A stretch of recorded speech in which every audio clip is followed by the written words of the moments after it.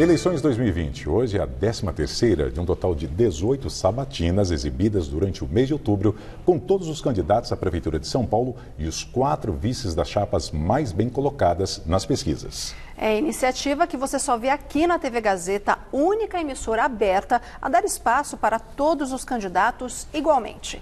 Em pauta, as questões que vão ajudar você, eleitor, a definir seu voto. E quem comanda as entrevistas é a Denise Campos de Toledo.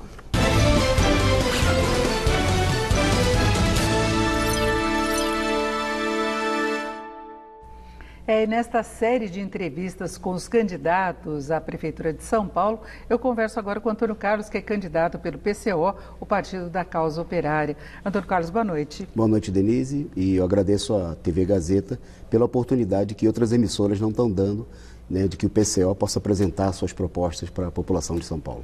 E eu gostaria de começar falando sobre emprego, Nós estamos num momento desafiador por causa da pandemia, desemprego ainda crescendo, a tendência de dados piores até o ano que vem. E eu queria saber qual seria a sua proposta para tentar minimizar a situação na cidade. Nós do PCO entendemos que esse que é um dos piores flagelos da classe trabalhadora, um verdadeiro câncer da nossa sociedade e que tende a se agravar pela crise econômica que vem pela frente, apesar daquilo que se fala agora na campanha eleitoral, é preciso ter uma luta nacional e também na nossa cidade pela redução da jornada de trabalho. É preciso reduzir a jornada para 35 horas semanais, sem o que é impossível gerar milhões de empregos. Além de um plano de obras públicas, com a construção em áreas fundamentais para a população, como a questão da moradia, novos hospitais, escolas. Fala-se tanto que as escolas estão superlotadas, e que não há condições nem em épocas comuns, ainda mais agora numa pandemia. Seria, por exemplo, necessário duplicar o número de salas de aulas, para evitar que, ao invés de ter 40 alunos numa sala de aula, que não só transmite Covid, transmite piolho, transmite sarampo, transmite qualquer coisa. Precisaria ter medidas efetivas e essas medidas, um plano de obras públicas, geraria a possibilidade de milhões de novos empregos, única saída para fazer frente a essa crise. Agora, a redução da jornada foi lançada até como uma ideia para tentar segurar o emprego durante essa fase de pandemia, porque muitas empresas perderam rentabilidade, tiveram interrupção de atividade. Como é que se pode pensar numa redução da jornada, sem perda salarial, com as empresas ainda sentindo os desdobramentos da crise? O problema na economia, de uma maneira geral, é que a economia não é elástico, Não dá para servir a 2 senhores ao mesmo tempo. É necessário ter uma política para favorecer quem está sofrendo mais, que são os trabalhadores, no meio dessa crise, que não tem mais o que perder. É preciso retirar de quem tem, como são os bancos, os grandes monopólios, as grandes empresas, e, através da mobilização dos trabalhadores, conquistar, até porque o Brasil tem uma das maiores jornadas de trabalho de todo o mundo, e seria possível fazer essa redução e garantir o que é fundamental, o direito dos trabalhadores. Agora, a sua proposta também é a estatização de serviços básicos. Nós entendemos que os direitos da população para serem assegurados, eles não podem ser alvo de lucro das grandes empresas capitalistas. É o caso, por exemplo, do transporte, da saúde, da educação. Esses serviços fundamentais precisam ser estatizados para garantir, acima dos lucros das empresas e dos monopólios, os interesses da população trabalhadora, da imensa maioria, que faz a riqueza da nossa cidade e do nosso país. Agora, isso passa mesmo, na sua proposta, pelo fim do ensino pago?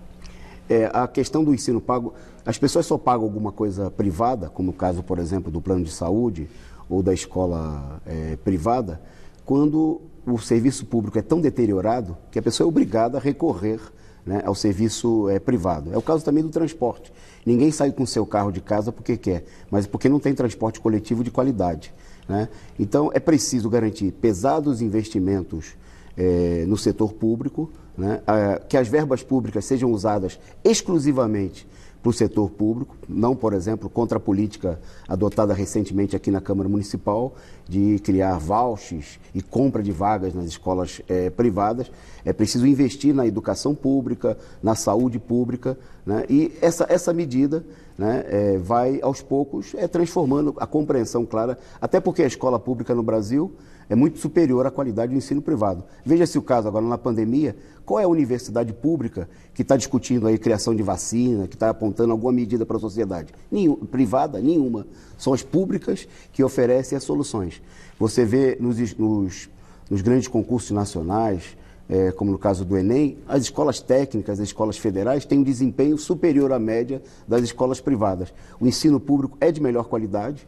Foi o SUDES, por exemplo, que garantiu o atendimento da imensa maioria da população diante da pandemia, enquanto, por exemplo, a saúde privada só garantiu o atendimento de um punhado, né, que podiam se tratar aí nos Albert Einstein, sírio-libanês da vida, que não é o caso da imensa maioria da população. Agora, no geral, quando se fala em serviço público, boa parte da população relaciona a precariedade do atendimento, né, a desvio de recursos, a ineficiência, poucos investimentos. Como é que se poderia reverter isso? Isso não é obra do acaso. O problema é que os governos, e particularmente nos últimos anos de governos golpistas, eles levaram adiante uma política de aprofundar a dilapidação dos serviços públicos para favorecer o ensino privado. Quando você destrói a escola pública, você está procurando empurrar a população, quem pode, para a escola privada. A mesma coisa que acontece. Então é preciso redirecionar os investimentos, o que só é possível através de uma forte mobilização popular, né, que lute contra essa política de privatizações, de terceirização, de retirar o dinheiro para atender às necessidades da população e sustentar os verdadeiros parasitas, né, os grandes abutres capitalistas que se sustentam e estão amparados nas tetas do Estado. Eles falam a favor da iniciativa privada, mas na realidade eles são, nesse momento de crise, profundamente dependentes dos recursos públicos. Agora, eu queria entender melhor uma proposta que você tem, que é de dissolução da PM.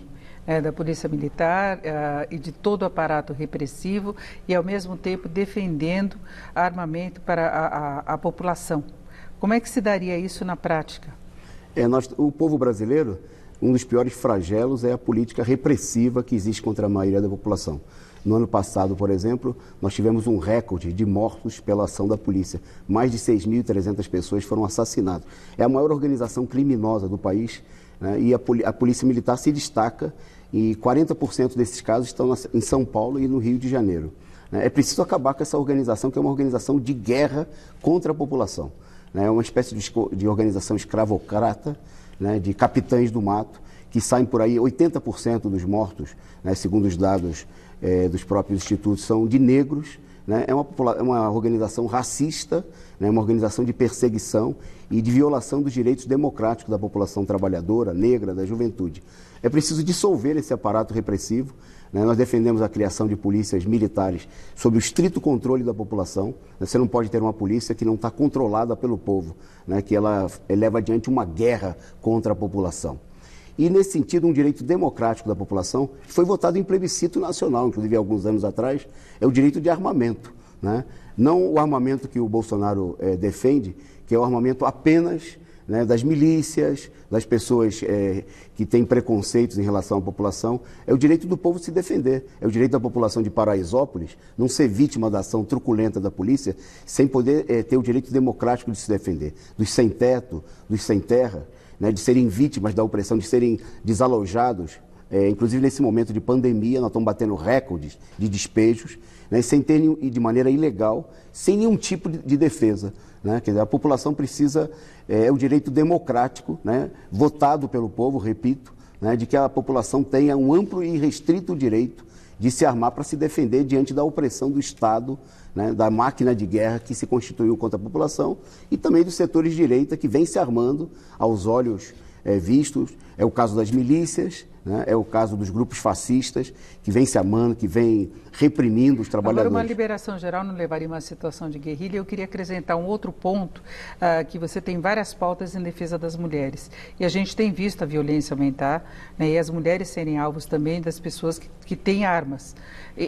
Se for para se defender de todos esses aspectos, a gente não viveria uma situação de guerrilha? Não é a realidade, por exemplo, em países onde esse direito democrático foi assegurado. Né? Até porque quem está desarmado, a própria mulher, né, diante do que ela se encontra indefesa, né, diante dos covardes, dos tidos como valentões, mas que na realidade são covardes que atacam as mulheres, dos grupos que atacam os homossexuais, os gays, a população negra, se eles tivessem o risco de se enfrentar com pessoas que podem e que têm condições de se defender, com certeza esses setores teriam que pensar outras vezes. Assim como um bandido, né, ao entrar na casa de um trabalhador e que corresse o risco de se confrontar com alguém que tem condições de se defender, inclusive está legalizado para isso, né? Não haveria essa situação. E principalmente nós defendemos o armamento coletivo, a criação de comitês de autodefesa, quer dizer, que a população tenha direito de defender os seus direitos democráticos. Agora a gente tem facções agindo muito mais preparadas, né, muito mais com armamentos muito mais evoluídos, sofisticados. Como é que se daria proteção nesse sentido? Bom, isso já acontece hoje, né? Hoje esses grupos que estão armados, eles agem em enorme vantagem em relação à população desarmada. Por exemplo, no Rio de Janeiro, uma pesquisa dessa semana indicou que mais de 50% dos locais aí dos bairros da cidade estão dominados ou pelo tráfico ou pelas milícias. Inclusive, onde a polícia interveio foi para desalojar o tráfico e colocar em seu lugar a milícia. Quer dizer, as forças de repressão no país, eles agem em favor de determinados grupos de bandidos, né? São grupos de extermínios que matam, né, de maneira racista, principalmente a população negra, são forças de repressão. Então é preciso que o outro lado tenha o direito de se defender. Agora vamos falar dessas propostas para as mulheres, que incluem inclusive redução da jornada de trabalho das mulheres para 36 horas, não é? Funções iguais, salários iguais, ampliação de licença maternidade. As mulheres, e nesse momento da crise, do agravamento da crise, impulsionado pela pandemia, são o setor que mais sofrem com essa situação. É o maior índice de desemprego, né? A gente vê toda forma, rebaixamento salarial, e a gente vê também um retrocesso do ponto de vista até ideológico, né? A gente vê, por exemplo, a perseguição pelas mulheres no caso de aborto, inclusive no caso de abortos legais, né, que a gente viu aí no Brasil.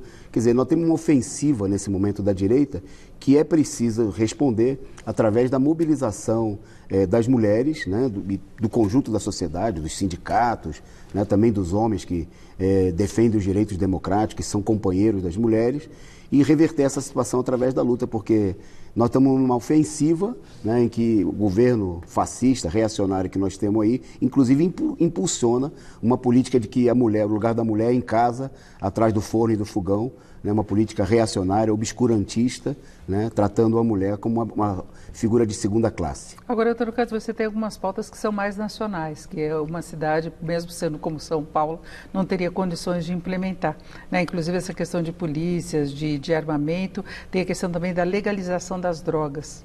Como é que se daria a proposta a partir de um município? Nós do PCO, nós intervimos nas eleições para chamar os trabalhadores, as suas organizações, os setores mais conscientes e que se organizam na sociedade, a lutar por uma transformação mais profunda. Nós entendemos que o problema municipal não pode ser resolvido estritamente no marco municipal. É como se você procurasse, nós estamos vendo na campanha eleitoral, como se você tivesse com câncer, procurasse o médico e ele dissesse para você: penteie o seu cabelo, trata dos seus dentes. É isso que está fazendo os políticos nesse momento. Nós temos um problema da fome, mais de 155 mil mortos, 41 milhões de pessoas desempregadas de fato no país, e os políticos estão aí falando que vão calçar um buraco, que eles vão botar mais 0,01% na saúde. Isso é uma patifaria, né? É uma política de procurar jogar areia nos olhos da população. E fechamos por aqui essa entrevista com o Antônio Carlos, que é candidato pelo PCO, o Partido da Causa Operária. Antônio Carlos, muito obrigado, uma boa noite. Obrigado, Denise. Com vocês.